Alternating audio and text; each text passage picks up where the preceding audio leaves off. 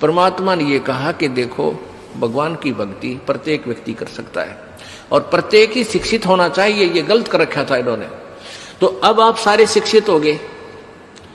अब मालिक ने जो खेल खेला है, ये समय इंतजार किया है कि अब अपनी प्यारी आत्माओं को अपनी महिमा में अब बताऊंगा और सारे सबके समझ में आवेगी।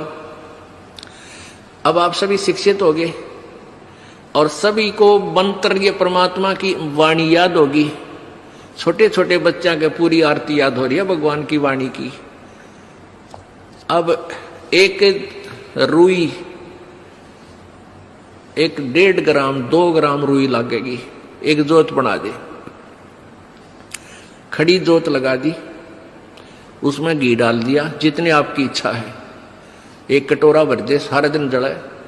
तो उसमें वो घी उसमें डाल दिया और हम अपना मंत्र वाणी सुबह नित्यनेम करें, दोपहर में रमैणी करें, शाम में संध्या आरती करें, ये भगवान की वाणी भी हम बोलते रहते हैं।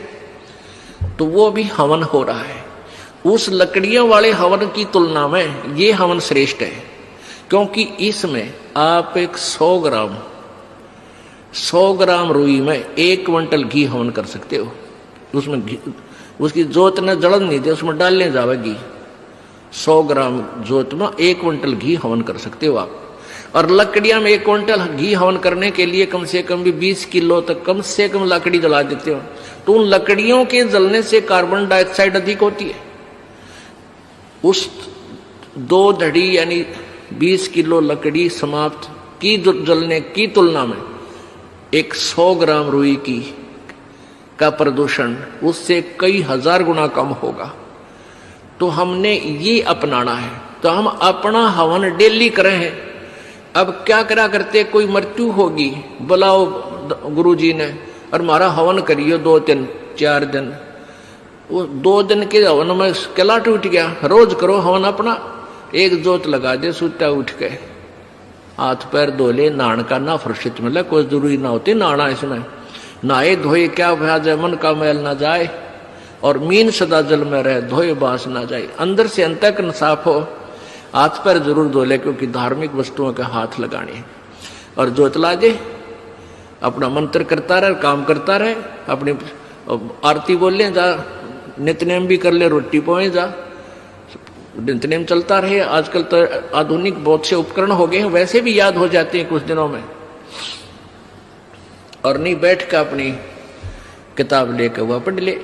अब हवन हो गया तो हम अपना काम आप करेंगे। जो बात बनेगी, किसी के बच्चा हो जाता था तो उसने क्या कहा करते, 7 दिन तक तुम, जैसे पहले ज्योति तो सभी जलाते थे, तो क्या कहते थे, 7 दिन ज्योत नहीं जलानी तुमने, 13 दिन।